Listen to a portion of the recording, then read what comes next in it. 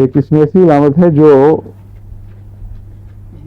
سلیشیا میں اور تھوجا میں بھی بڑی نمایاں ہے، یعنی سن کا احساس، سلیشیا میں بھی گناہ کا احساس اور وہ پیچھے پڑ جائے کانشیس میں، اور تھوجا میں بھی، اور یہ کہ جی اب تو میں بخشا نہیں جانا، یہ چینیمم آرس میں بھی ہے یہ احساس، مگر ان تینوں میں یہ خاص بات یاد رکھیں کہ ٹرائفلز پر ہوتا ہے، معمولی چیزوں پر۔ بعض دوائیں ہیں ان میں فرضی ہوتا ہے گناہ کا خیال، بعض معصوم بچیاں عورتیں کہتی ہیں ہم نے یہ کر دیا، وہ کچھ بھی نہیں کیا ہوتا، وہ پاگل پن کی ایک قسم ہے، پہچانے جاتے ہیں اپنے کردار روزمرہ کی زندگی سے، وہ اور چیز ہے۔ ہائر سینس میں بے ہوشی کی حالت میں باتیں ہوتی ہیں گندی، وہ بالکل اور چیز ہے۔ تو ایسی ملتی جلتی دواؤں کو آپ ذہن میں حاضر کیا کریں جب ملتی جلتی دوائیں پڑھا کریں، اور پھر تفریق کر لیا کریں ذہن میں۔ تو یہ جو احساس ہے یہ بعض دواؤں میں پایا جاتا ہے کہ ہم نے گناہ کر لیا ہے بہت زیادہ، اور وہ پاگل پن کے قریب پہنچ کر یہ بہت زیادہ جوش پیدا ہو جاتا ہے، لیکن ان میں اس قسم کا نہیں ہے۔ سینیمم آرٹس میں چھوٹی چھوٹی چیزوں پر اپنے آپ کو بہت گناہ گار سمجھتے ہیں، مجھ سے یہ ہو گیا وہ ہو گیا، حالانکہ بات یوں سے کچھ بھی نہیں ہوتی۔ یہ وہم کی ایک قسم ہے جو سینیمم آرٹس میں بڑھ جاتی ہے، اور انیمک مریض کا عام خاصہ ہے۔ انیمیا میں چھوٹی چھوٹی باتوں پر وہم پیدا ہونا ایک طبی امر ہے۔ Fullness of blood vessels, dropsy in sacs اور ایڈیما۔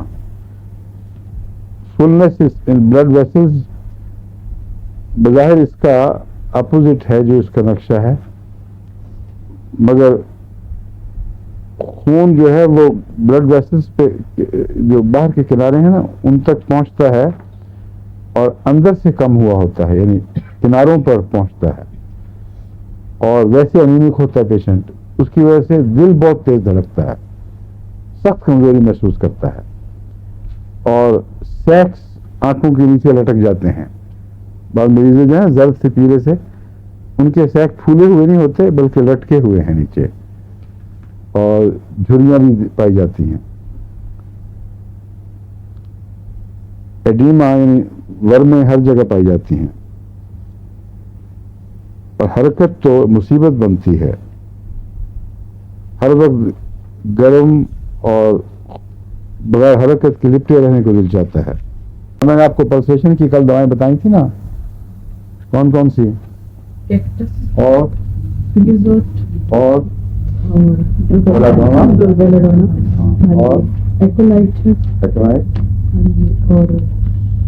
وغیرہ وغیرہ، ان سب دواؤں میں پلسیشن میں طاقت ہوتی ہے، زور سے دھڑکتا ہے دل، اور اس کی دھڑکن بھی زور سے محسوس ہوتی ہے۔ اس میں بھی پلسیشن ہے مگر بہت کمزور، نبض پہ ہاتھ رکھیں گے تو باریک دھاگا سا ٹک ٹک ٹک ٹک ٹک ٹک بج رہا ہوگا، اور سارے جسم میں اسی قسم کی کمزور پلسیشن، انگلیوں کے کناروں تک بھی پلسیشن ہے، اس میں جان نہیں مگر ایک لرزش سی ہے بس۔ اس میں کچھ علامتیں اس کی پائی جاتی ہیں لیکسس کی، کہ سونے کے بعد تکلیفیں بڑھتی ہیں، اور یہ بھی ایک ملیریا کا خاصہ ہے۔ ملیریا میں بچہ جب سو جاتا ہے تو لوگ سمجھتے ہیں مائیں وغیرہ کہ چلو شکر ہے آرام سے سو گیا ہے، حالانکہ اس سوتی حالت میں بخار بہت تیز ہو جایا کرتا ہے، اور بعض وقت لیپس ہو جاتا ہے بچہ۔ اس لیے ملیریا میں نظر بڑی رکھنی چاہیے بچوں پر۔ وہاں نیند عام طور پر گھوگی کی نیند آتی ہے، آرام کی نہیں۔ اگر آرام کی نیند آئے گی ملیریا میں تو پہلے پسینہ آئے گا، پھوٹے گا پسینہ باہر، اور جسم میں ہلکا ہلکا خنکی کا احساس ہوگا لیکن سردی نہیں۔ پھر جو نیند آتی ہے وہ سکون کی نیند ہے۔